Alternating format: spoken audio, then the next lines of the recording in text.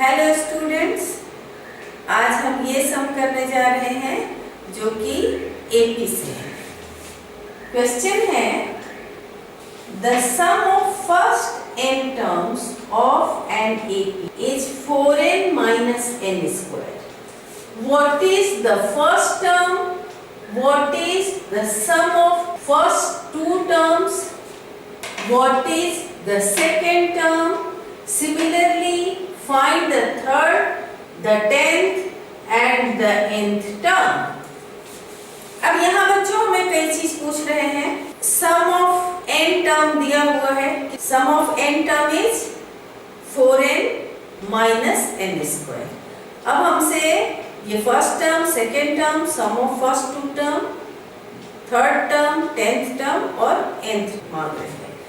एक तो है कि हम इसी फॉर्मूला से सब कुछ निकालें, जो हमें यहाँ दिया हुआ है nth टर्म का फॉर्मूला, इसी से हम सब कुछ निकाल सकते हैं, या इस फॉर्मूला से हम एपी निकाल लें और उसके बाद एपी के एक बार एपी मिल जाने के बाद हमें ए और डी मिल जाएगा, तो हम 10th टर्म और nth टर्म निकाल लें। जैसे आपको इजी लगता है वैसे आप करें, मैं दोनों सिखा रही हूँ।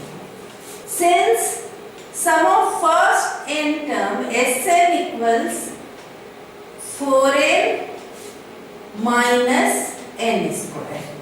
Therefore, S1 equals 4 into 1 minus 1 square is equal to 4 into 1 4, 1 square 1, 4 minus 1 3. S2 equals 4 into 2 minus 2 square, 4 into 2 8 minus 4 is 4.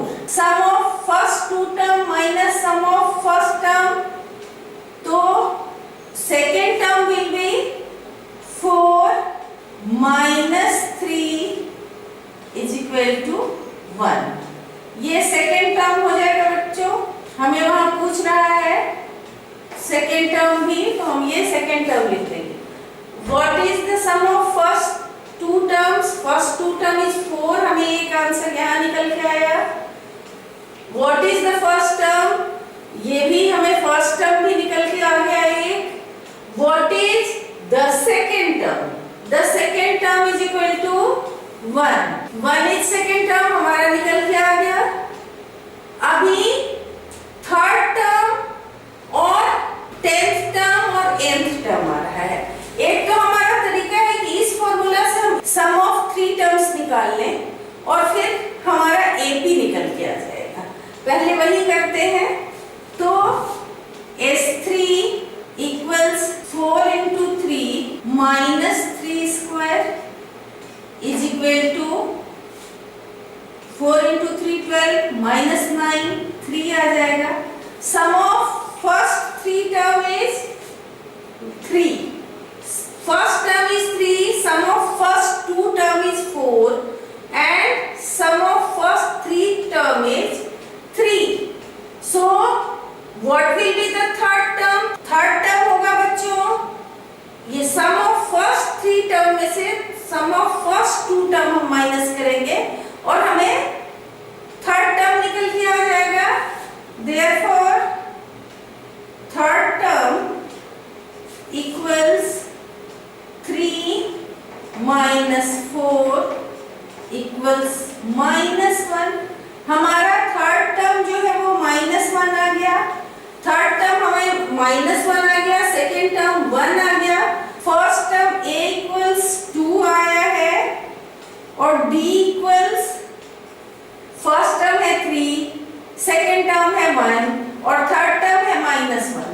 -1 minus 1 is equal to -2 और 1 minus 3 is equal to also -2, तो d equals -2। d -2 हो गया बच्चों, a 2 हो गया, तो हम ap भी लिख सकते हैं। ap क्या हो गया? ap is 3, 1, -1, -3, -5 and so on. ये हमारा AP आ गया बच्चों, since AN equals A plus N minus 1 into D, therefore A10 equals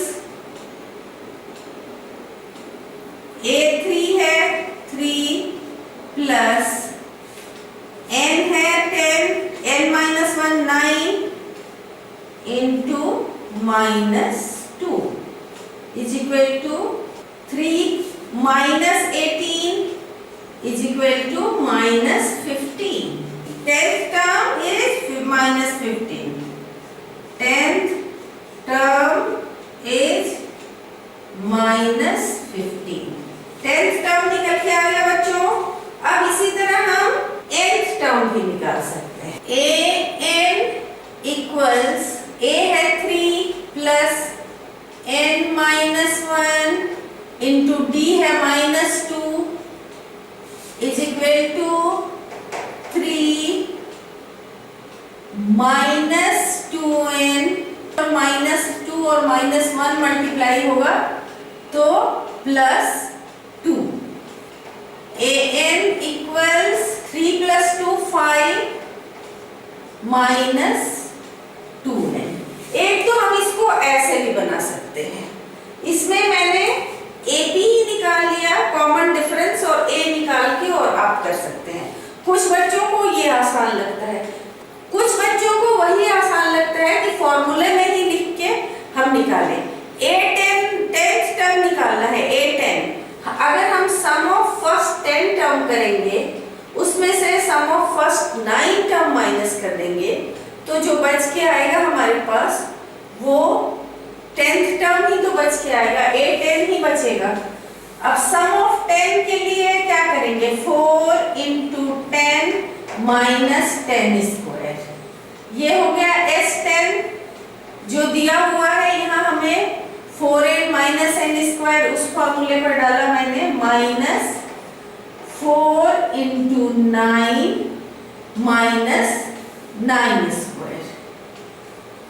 ये सम ऑफ फर्स्ट 9 टर्म मैंने यहाँ कर लिया है, is equal to 40 minus 100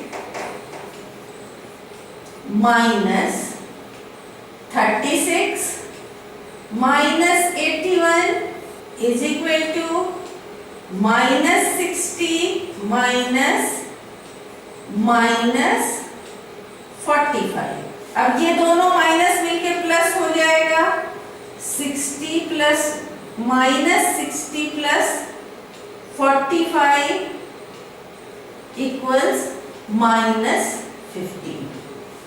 A10 is minus 15। इसी तरह बच्चों हम AN भी निकाल सकते हैं। AN के लिए sum of n term minus sum of n minus 1 term करेंगे और वो निकल गया, Sn माइनस Sn माइनस 1।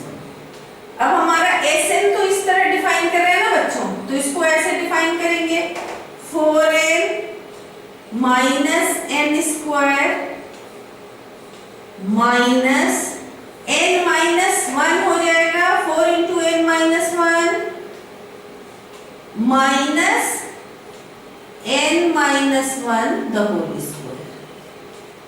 इसको जब सॉल्व करेंगे तो 4n minus n square minus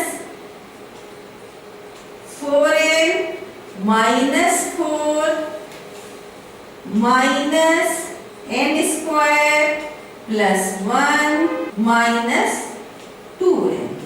आगे सॉल्व करेंगे, 4n minus n square minus, इसको मैं इस ब्रैकेट को हटा देती हूँ, तो ये 4n नेगेटिव हो जाएगा और ये 4 पॉजिटिव हो जाएगा।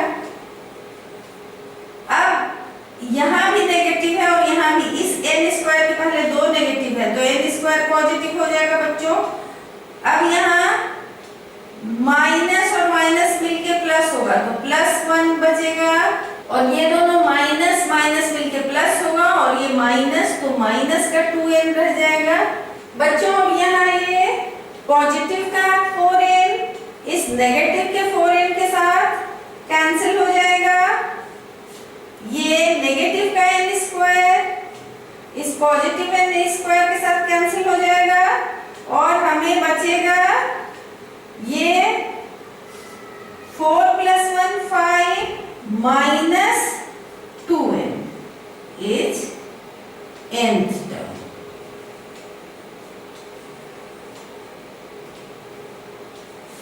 तो या तो जो ये मैंने ब्लैक से बनाया है ऐसे आप बना सकते हैं, या जो मैंने यहाँ ब्लू से बनाया है वैसे आप बना सकते हैं।